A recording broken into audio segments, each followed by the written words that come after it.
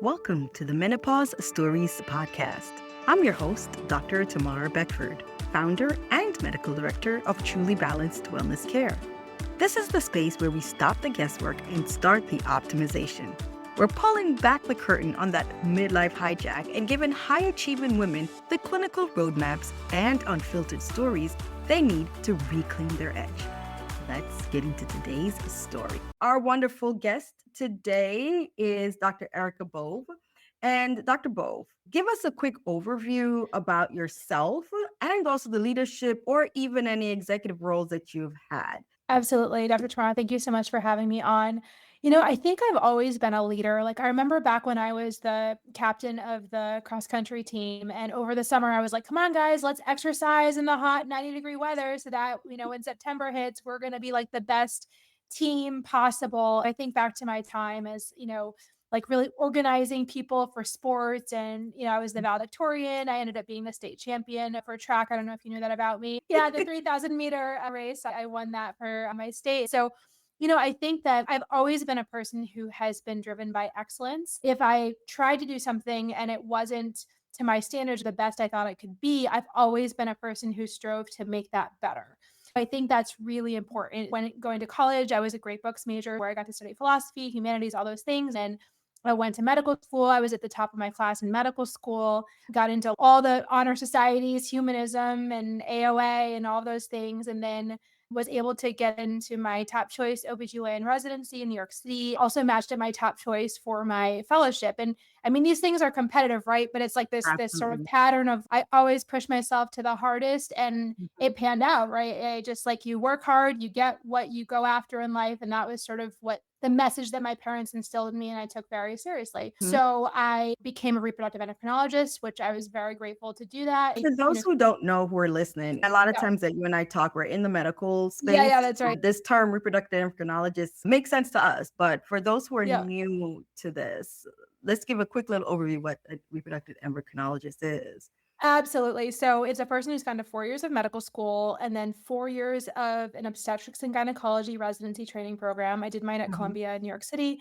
And then, at that point, people could go out and hang their shingle as an OBGYN, but I wanted to subspecialize, which is 3 extra years of training in mhm, what's called reproductive endocrinology and infertility. And I think a lot of people think of that these days as like sort of the fertility world and IVF and all mhm, those things, and it is, but it's actually a lot broader than that. It's menopause, it's abnormal puberty, it's structural mhm, issues, it's sometimes even gender affirming care. And so it's anything that relates to the reproductive organs and hormones that's in mhm. our wheelhouse.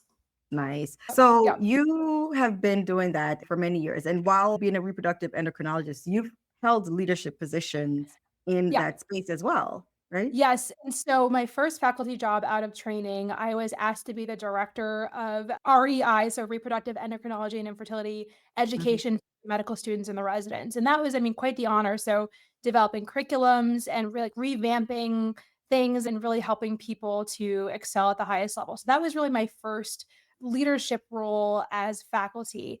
And mhm, then I left that job to be closer to my family on the East Coast. And soon into that job, about a year in, they asked me to be the medical director of a fertility clinic in Syracuse, New York. And I was like, okay, all right, here we go. Like, again, we think, okay, medical director, how am I going to learn how to do this? But really sought out mentorship. And I'm extremely proud of what I was able to build in Syracuse with a mhm, beautiful team, vision driven performance, cohesiveness. People still talk about. And when I left, everyone was bawling because we knew what we had created.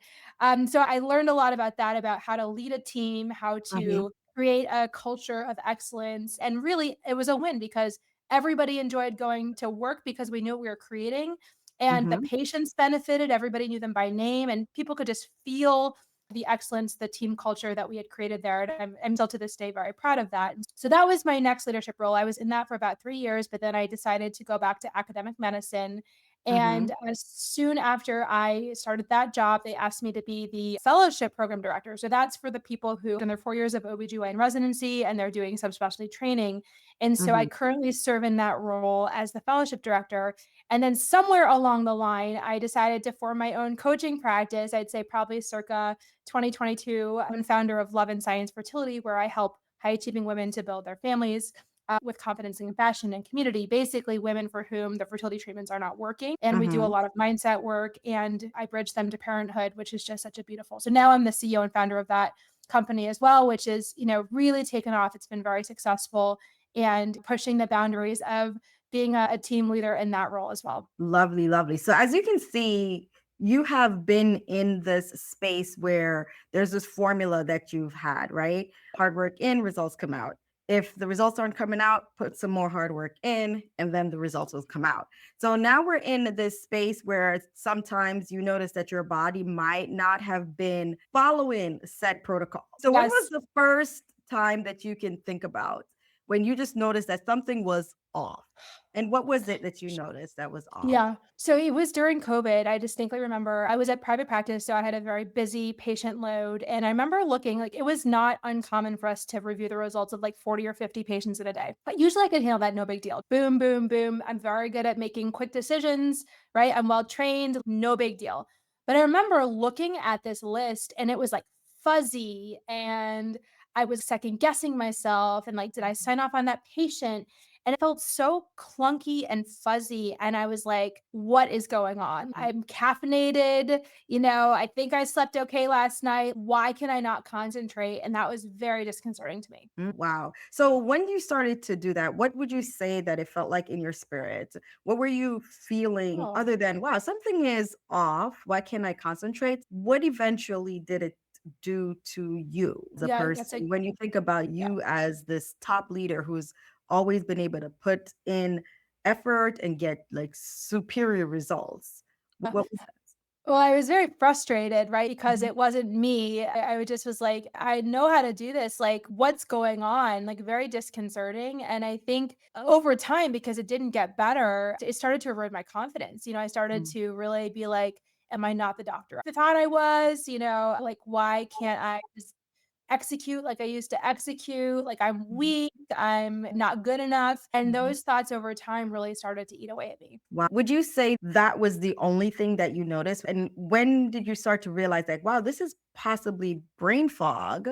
And it's Yeah. to be able to separate it from this is something medically that's going on with me versus I have now just become bad at my job that I've been excellent at forever and ever. Then all of a sudden I'm Yeah. just becoming bad at. Yeah, I mean, I tried various things to compensate. So, I wasn't sleeping terribly well. I Mhm. would have like these nightmares that would wake me up. And I was like, it's so hard, Dr. Tamara, because I wasn't feeling safe in the world. But I'm like, well, there's a pandemic going on. Everybody feels that Yes. way. And I Mhm. went to therapy and asked for an antidepressant and I tried, but it was like a lot of my symptoms were normalized because it was a pandemic and Right. I had a lot going on. I'm divorced. I was trying to figure out childcare in the midst of the schools being closed, but I just felt off and I didn't feel like myself. Mm.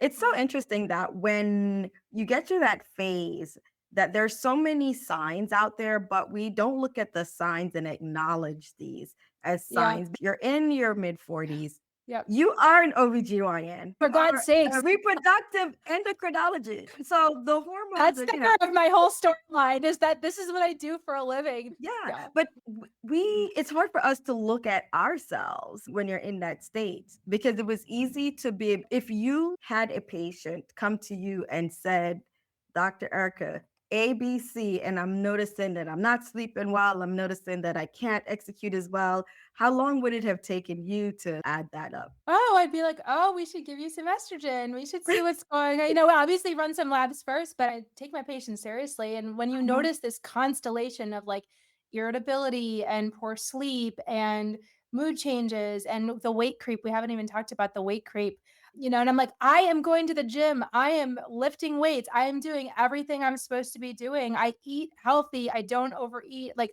all the things that you're told to do. And I'm like, why are my clothes tight? Why do I just Mhm. not feel like myself? I'm doing the things that they're saying to do. And that was also really frustrating because, I didn't want to like, I have a history of an eating disorder remotely when I was a competitive runner. And I didn't Mhm. want to go back there. But Right. I also, was just noticing, I'm like, okay, well, I'm watching my BMI go up and up and up. And I'm like, I know this has health risks. Like the doctor Right. brain part of me knows that like this is not just like uncomfortable and I'm like a little vain. Okay, fine, I'll buy new clothes. But like my father has type 2 diabetes. Like there's cardiovascular risks associated with these things. And all the while, like I saw my PCP and I was like, hey, do you think I can have an A1C that these things are happening? And he's this like warm teddy bear of a man, but he's like, oh, you're my healthiest patient in my practice. And send me away without any blood work and was like, I'll see you back in a year. Make sure you get your, and I was like, oh, do you think I could have a requisition for a mammogram? He's like, oh, yeah, good idea. Have a good day. Happened. Fact that I love so much, who I've known forever, who has always taken Yeah. care of me, but then I'm in the state and it's like, Yeah. Yeah, I'm like, like, well, but maybe I'm your healthiest patient, but I'm in my 40s and I do not feel well and I am mhm, struggling. And it's not even like I'm doing the therapy. I had started an antidepressant. I was going to the gym. I have my coaches, all the things I get but strict massages. Like, I eating, mean, yeah, as you mentioned, like with the weight gain, you know that you've changed your eating habit, not to the point that you stated that, okay, I'm very conscious of having an eating disorder in the background, but you know that already I need to probably increase my vegetables, increase my protein, and yeah, I'm doing the yep, weight training, I'm doing all these things, but your right. body is still Yeah. following Yeah, order. I was doing triathlons, I was running half Mhm. marathons. I mean, I think you get the point. I'm not an unmotivated person here, but I'm like, I looked at myself in my triathlon pictures and I'm like, where did all that weight come? Like it's hard to do all these things with this extra weight. I wonder what it could be like if I more like myself. Sure, a little vanity comes in, but it's also about performance and how you feel and all of those things. And so I was just kind of like just feeling like blah and off. But then the second layer of self-judgment, well, maybe it's because I'm not doing this, or maybe it's because this or that or the other. There's the gaslighting that happens at the level of the medical field, but then that insidious, we're strong, competitive type A women, you Mhm. do start to judge yourself. And I think that aspect of it was very hard because I didn't realize I was doing it for so long, but it's a weight that we carry that's really not talked about enough. It's like your Absolutely. fault, your fault Yeah, that you yeah. can't get it together. Like, well, yeah, why can't you get it together? I thought you used to be able to get it together, so why are you letting yourself go right now? And as you Right. mentioned, it's not the letting yourself go, it's just the changes. Now, how long would you say it took you to realize, OMG, I'm in perimenopause? And as a type A person, you're a fixer. So one part's not going right, we put in the energy to fix it and then keep going. Another part's not going right, you put the energy in to fix it. But it's not till Right. we pull back that we look at the constellation of symptoms and said, OMG, this fits into this Yeah. category. Well, the other thing I will say, and maybe Mhm. this is because I'm an OB, got divorced in 2018, 29, and I was like, oh, I don't need a period anymore. Why don't I just go on a continuous birth control? Right. And I'm like, this is so convenient. I never have to have a period. I'm an athlete, all these things. And so I went on a continuous birth control pill starting in 2018. And with every passing year, I would like pride myself. I'm like, oh, another year without a period. Isn't that awesome? I mean, I'm serious. And my patients be like, oh, yeah. I'm like, oh, you can go on this continuously. It's the best. You don't have to have a period. It's great. All the things. And I'm like, I'm on year 5. I'm in year 6. And then basically the hot flashes started. And that was the tipping point where I was Mhm. like, I started to lose my mind, like truly lose my mind. And I don't exactly remember when they started. If I think about it, it was probably like maybe 3 years into all this that we're talking about, maybe 4 years in. So it took a while. Every Mhm. now and again, I'd have a hot flash. Oh, yeah, like no big deal. But it was, I want to say, like September of this year. So maybe 4 months ago is the time of Mhm. this recording. And I was having hot flashes at least daily, if not more than once a day.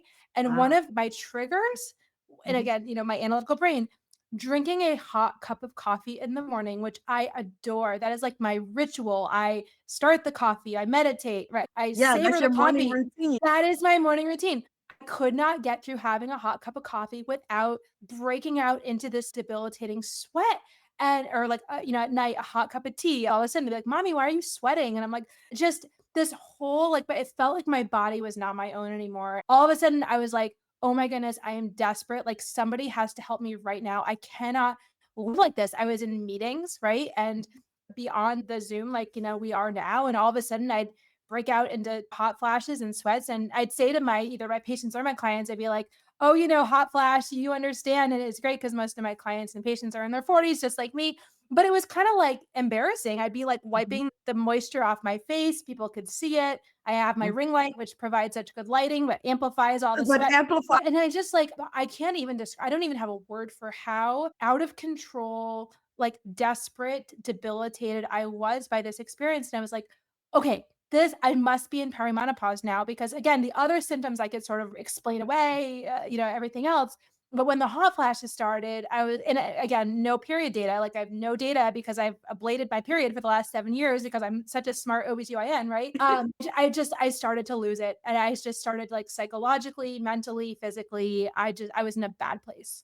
Oh, wow. Yeah. So I guess I would say that that would be one of the darkest moments in Yeah. the It's when you just terrible. recognize. Did you feel at that point that like your things were collapsing, or like was that just the only part like, oh wow, oh, that must have been the explanation? Like what would you say you were feeling at? Okay, so I'm a reproductive endocrinologist, but I'm also in the generation of physicians who is trained where like hormones are bad and like the Mhm. WHI. So I have not bought into that WHI, but I do think that even as an REI, as a specialist, there have been some fragmentations in my own education around this. And so I was sort of taught the lie of like, oh, but you're on a birth control pill, you're getting 7 times what you'd be getting if you were getting, estradiol through your HRT. And so I was like, I shouldn't be feeling this way because my estrogen is being replaced. And that's when I started to like, it's like embarrassing to like talk about it, but I think it's important. So I'd sort of like, and like text my OBGYN friends and be like, so if you had a patient who like had these problems and like they were on a birth control pill, like what would you do? And like my friends just saw right through it. They're like, I think you need to The friends didn't say, I would send this patient to you need to. They're like, "You're not phoning a friend. This is you." I was like, "Yes, this is me, but please help." And Yeah. so that's what I learned that, and I can't believe I learned this for the first time in my life, that sometimes the natural estrogen that you get through, menopause hormone therapy is actually better than the synthetic estrogen that is in most birth control pills. I did not know that until September, and I'm a double board certified REI. Okay. And Mm. so I started going down the PubMed rabbit hole of like, is this true? Is natural estrogen better than synthetic estrogen? Like it goes against everything I've been taught. I'm on this dose. Maybe I go to, again, you can see just all these ruminations of me trying to fix myself, but all the while having the hot flashes, I'll sweating, and fan it and read it. and just feeling kind of ashamed that I couldn't fix myself. I mean, I think that was the worst part was like, I don't want to go to my colleagues. Like, I feel like I should know what to do here. I'm suffering. I can't even function every single day. I can't enjoy my children. I can't get through a meeting without breaking out into a hot flash. I can't even enjoy my beloved cup of coffee first thing in the morning or a cup of tea as I wind down at night. And so, it was like I think that was the worst part for me was obviously the feeling of being out of control and just my whole body being wrecked by this process. But then I am an REI, I'm an OB, should be able to figure this out. And I just didn't even know where to start. That is very powerful because Yeah. having the training in that field, I think it amplified the shame and guilt that one can have. You're a doctor. That's part one. Yep. Well, you're a trained doctor, part two. Yep. Your secondary training has the word endocrinology in it, and that you can feel how that will make one cower and afraid to step out and ask the questions versus being able to just be the doctor to give answers. And I feel like, as someone in a leadership position, would you say this episode is brought to you by Truly Balanced Wellness Care? Most high level women are told that their lives are normal while they're struggling to lead through brain fog and fatigue. At Truly Balanced, we don't settle for not sick. We architect for peak performance. Whether you need a 30-minute hormone strategy session to audit your labs or are ready for our 3-month Jumpstart Intensive, we provide the physician-led roadmap to get you back to your best. Visit the link in the show notes or go to www.trulybalancedwc.com to secure your spot. Now, back to the conversation. That always being able to give the answers and now being in that position that you did not have the answers to yourself. Any changes? How would you describe how that made you feel? I mean, it was like the situation I described before when looking at my patient list times like 100. It was just like I felt like this should be in my wheelhouse and like, I'm clearly not able to fix myself, not able to handle it. I felt Mhm. very incompetent. I started to doubt all my training.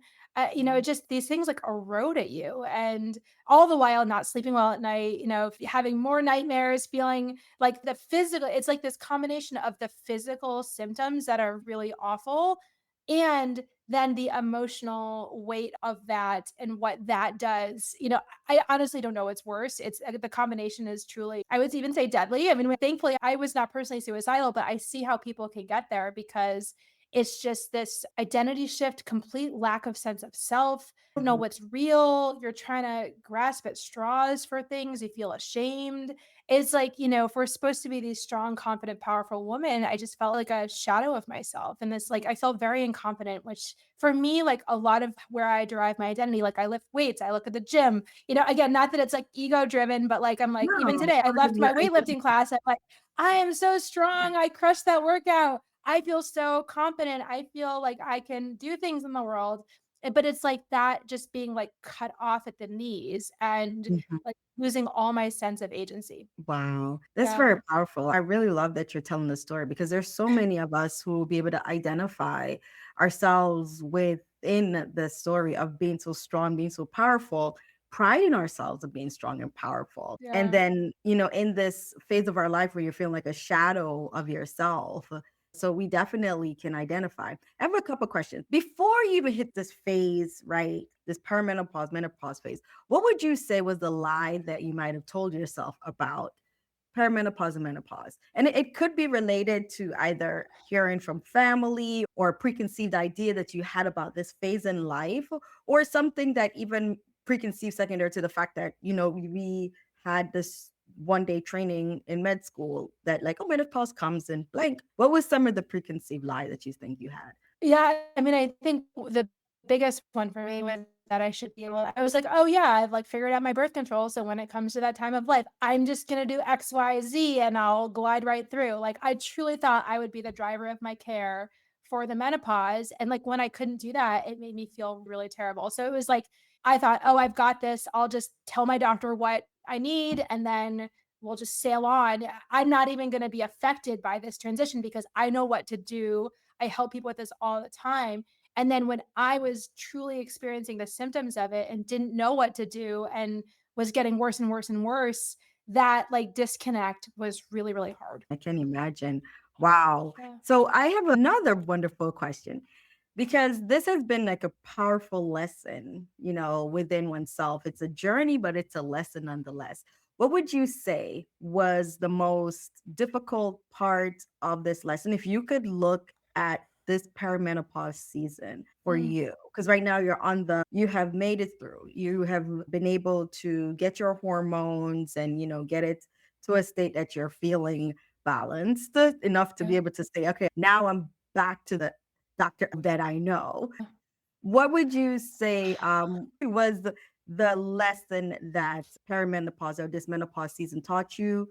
And what was when you were deep in it, what is it that you had to do in order to Yeah, get? that my doctor brain says that, there's a couple lessons. Number one, being on a continuous birth control pill masks the vital sign of the period. And so, like, that to me is like the other side of the coin of like priding myself on getting my periods to go away. I think that that masked what I would have seen potentially. I mean, we all know that women with regular cycles do Yeah. have these symptoms too, but I do think that was a piece of it. And then also the sort of the clinical lesson of like the natural estrogen is way better than synthetic estrogen. And then I started talking to all these women who are like, OBGYNs actually, who are like, yeah, I was on the birth control pill and in my 40s I started having hot flashes. I was like, you too? Why do we not advertise this? So I just wanted to put those like lessons out there, like my educational hat. But then, I think from a human, my human side of me, which I think is maybe the more important part for this question, is like I really wish I had gotten support sooner. And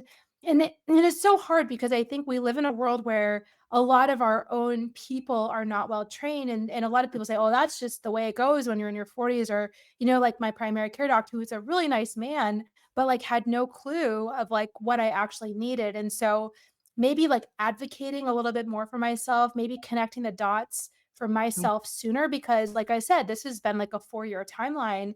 And I think about, what would it have been like to run the triathlon, at a lower weight, and now I've started GLP as well, which I'm happy to talk about. Like, what would it have been like not to be irritable and, having difficulty focusing and really lacking my own confidence all that time. And so that's really it, is like, who's the person that I could have been during those years when I was like suffering with no answers. And I think that I'm a person who suffers through. I'm like quote unquote resilient. I hate that word, but I am. And I think sometimes those traits in us high achieving women, they harm us in this aspect of life, and getting help sooner from somebody who truly understands. And hey, maybe it wasn't perimenopause and all I needed was an antidepressant. If that was the case, I would have been better years ago, but that Mhm. didn't make a difference. And so it's like plugging the holes of a leaky thing when you just need a whole new boat. Right. Absolutely. So what were, as you mentioned, you did mention a little bit that you are also on the GLP. If Yeah. you are comfortable, do you mind Yeah. telling the ladies who are listening what eventually helped you to find this sense of normalcy? What is your, it doesn't have to be the doses, but what of the meds that Oh you were yeah, able trials. to Okay. So I talked to my therapist and I was like, doing the therapy, everything. And I'm like, why do I just feel so out of sorts all the time? Like I don't understand. I have coping tools, I have this, but I just am not myself. I don't feel well. And thankfully, my amazing therapist was like, I'll tell you what I did. I saw this woman, she's a nurse practitioner, and she balanced my hormones. She got me on some supplements, and I was at where you are. And I think she might be able to help you. And being like double board certified doctor, I was like a nurse practitioner, huh? Just being very straightforward. But she helped my therapist. And at this point, I'm desperate and it's worth a try. So this is September and I called and they're like, waiting list is 6 months long. But if you'd like to get on the list for March, we can get you an appointment.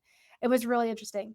And so I was like, okay, I'll take the March appointment. And she's cash pay too, right? So I was Mhm. willing to pay out of pocket, which fortunately I'm in a situation where that's not a limiting factor. I was actually at a retreat with you, Dr. Tamara, and I Yes. got a call. Hey, this is so and so from Jen's office. She has an opening in early November. And I was like, Mhm. I don't need to know what else is going on my calendar. I will move mountains to see this person. And somebody's like, is she menopause certified? I was like, I don't know. I don't care. Again, me being an Yes. REI. And I was like, I just need somebody to help me. Again, you have to be very careful at who you see. I'm just saying that for the listeners. I was like, I will clear my schedule that day in November. I will go. And so I went to her office, was very welcoming and she was kind. I had, the sort of the vote of confidence from my therapist that she had balanced her hormones, all the while being like, and if she does anything crazy, I'm just going to use my doctor brain and write the shit again. Like I just being very You would honest. just not allow yourself to be a I patient. was really trying, but she was very knowledgeable and took my history. And she's like, okay, I think the first step is to go off the birth control pill. And I just started to panic. And I was like, and then what, like start the hormones right away, right? And she's like, well, the menstrual cycle, as you know, is a vital sign. And I'd really like to see what your body does off the hormones. I was like, off the hormones. Like I'm like this debilitated on the hormones. Like what's gonna happen when I come off of the hormones? But I was like, you know what, Erica, like this is an experience of like letting go. I was actually about to go Mhm. to another retreat that week in Arizona that was like very spiritual. And I was like, okay, I don't need the birth control pill for birth control. I'm going to trust her and just see how it goes, stop it and see how I feel. And then she's like, we can maybe get some labs in a few months, but like, or if you're feeling crappy sooner, call me. But I think we need to see what your body does. You've been on this thing for 7, 8 years at this point. I was like, okay, that's a fair suggestion. But I was like really panicked about it. So I heeded her suggestion. I went off of the pill. And she's also like, and I think, what you've shared, I think there's enough evidence that we should start you on like a microdose of a GLP. And I saw that on her website. I brought it up because I was like, I'm just so sick of this weight creep. I have Yeah. some friends who've had some really good success with it. My sister has had really good success with it. We have similar genes. And so that combination of stopping the hormones and seeing what my body did and going on the GLP, I finally feel like myself again. I have continued the antidepressant because I do feel like that does. Oh my gosh, I forgot it at Thanksgiving with my whole family. Not advised. And then I forgot it at New Year's. And I'll just be very honest. I was like, I know we're not supposed to share medications with family, but I asked my sister if we could do a swap. So that's my full Mhm. disclosure because I do think my brain chemistry likes that Wellbutrin as well. But the interesting thing is, so now that I can see my ovaries are waking up again, I think I've maybe only had like 1 or 2 mild hot flashes, and it's been over 2 months since I saw her. And Yes.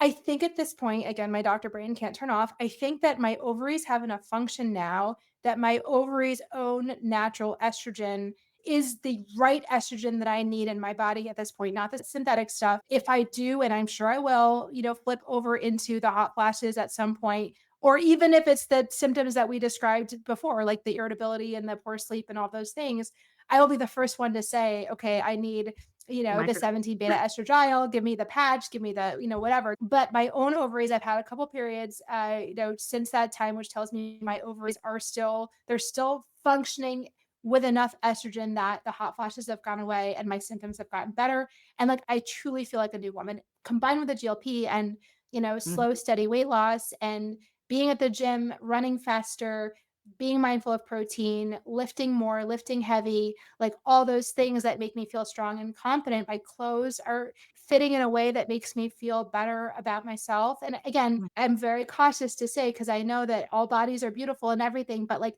me in this body, I did not feel beautiful and I was getting very frustrated. And so Yes. I guess I would say that just having my clothes feel comfortable again, feeling better in my own Mhm. skin. I have had a little acne, which is a little disconcerting because I think the birth control pill was it was mild, like nobody's noticed it but me. But that's just something that I'll continue to monitor and be like, okay, I'll see dermatology if I really feel like I need Yeah, that. yeah. But I don't feel like my body's been hijacked by some alien anymore. My sleep is better. I'm less irritable.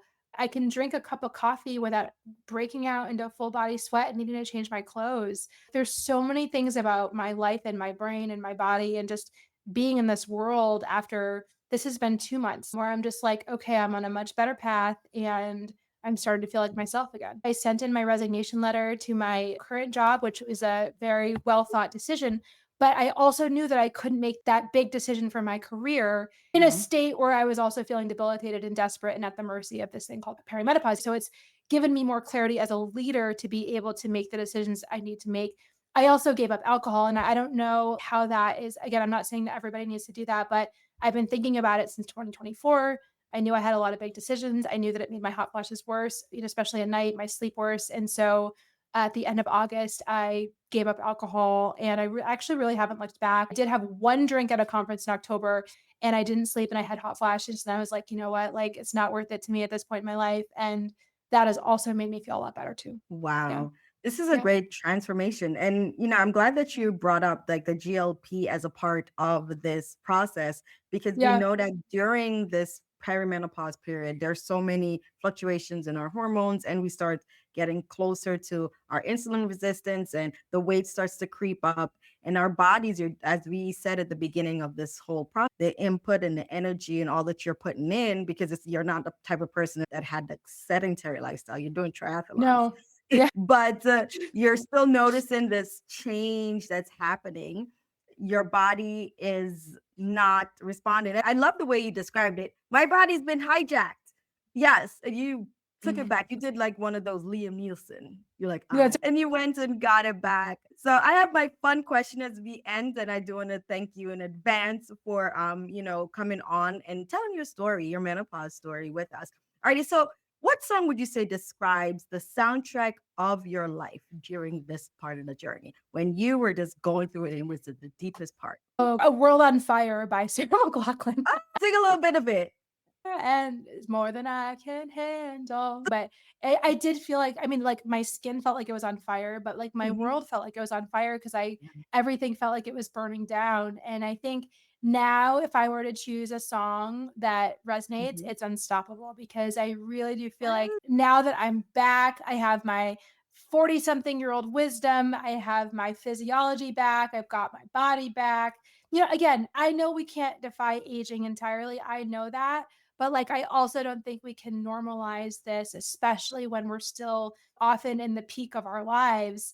And, when this process is just happening so quickly and so terribly, like, there's things we can do to feel better for longevity, for cardiovascular risk reduction, to feel better in our own skin, for mental health. Like, it's all connected, right? And so I think the Unstoppable song is what is my soundtrack right now because that's what I that's feel. mine too. I'm a Is it person. really? Yes. Yeah, yeah, yeah, yeah, I, yeah. I I'm unstoppable today. yes. Yeah. On the conference, I had a workshop not too long ago, navigating menopause with confidence. And for those who are listening and you'd love the download, is a free download guide that you can, we'll put it in the show notes. That was the It's song I amazing. Yeah. blasted because we are unstoppable.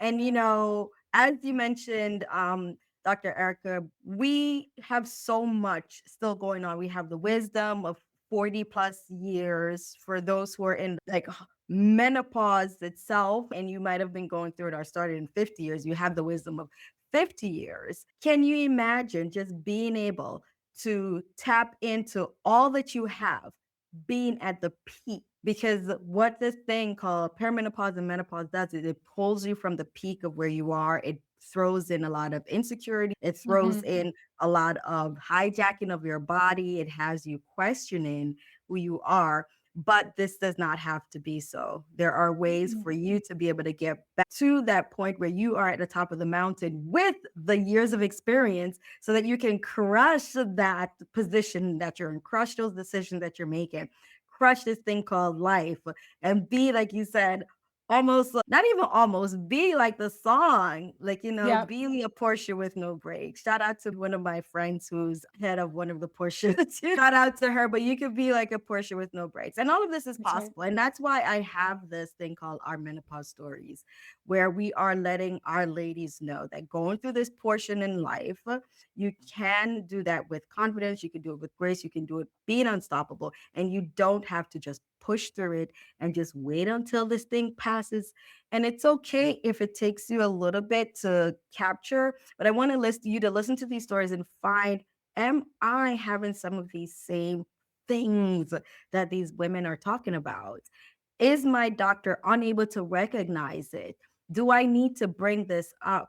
And if your doctor is not able to, recognize, and you're not having that person who is listening and to what you're saying, and you need someone else, we are out there. If you're here in the Texas area, I'm Dr. Tamara Beckford with Truly Balanced Wellness. I would be happy to take care of you and get you back to that point where you are not only navigating this part of your life, but you're doing it with a truly balanced wellness care style. And you're like, oh, what we said, Dr. Arca, like a Porsche with no brakes. Break. Yay! Yeah, that's right. Well, with that, we're going to end this wonderful conversation. I want to thank Dr. Erica Bove for stopping by here with us on Menopause Stories with Dr. Beckford. And we will catch you guys next time. You've been listening to the Menopause Stories podcast. If today's conversation hit home, don't let your story stay stuck in that midlife hijack. Head over to the show notes to book your strategy session and to join the movement of women redefining their power. I'm Dr. Tamara Beckford. Stay optimized, stay bold, and I'll catch you on the next episode.